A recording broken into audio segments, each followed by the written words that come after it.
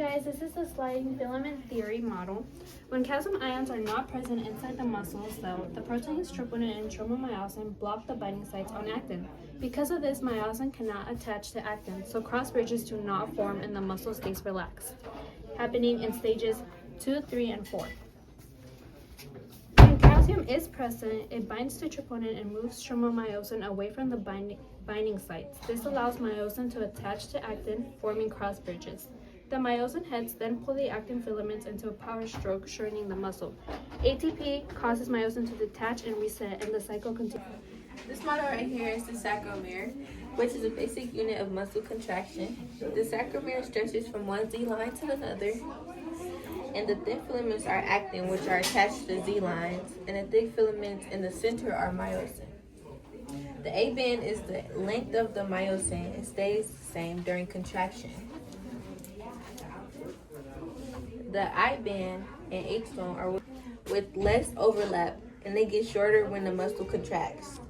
When a muscle contracts, the myosin pulls the actin inward towards the M line, causing the Z lines to move closer together. The filaments don't shorten, they slide past each other. What shortens the sarcomere and causes muscle contraction.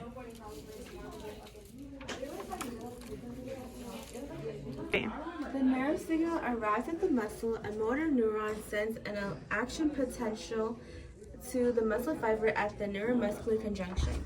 This causes the release of acetylcholine into the synapse.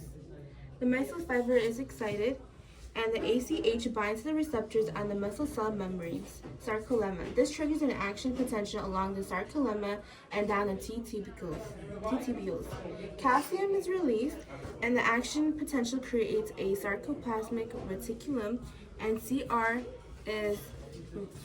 releases Ca2 plus ions into the cytoplasm of the muscle fiber. Calcium bonds to troponin, tropomyosin moves and uncovers the again actin side, and then myosin attached to actin, filaments side, and the muscle short ends. The muscle goes back to SR, actin side are covered, and the muscle relax. This is the skeletal muscle, and skeletal muscles are voluntary muscles attached to bones that allow you to move your body, maintain posture, and stabilize your joints. They are made of long muscle fibers that contract when they receive signals from the nervous system. Muscle contraction happens when actin and myosin filaments slide past each other, shortening the muscle and pulling on the bone it's attached to.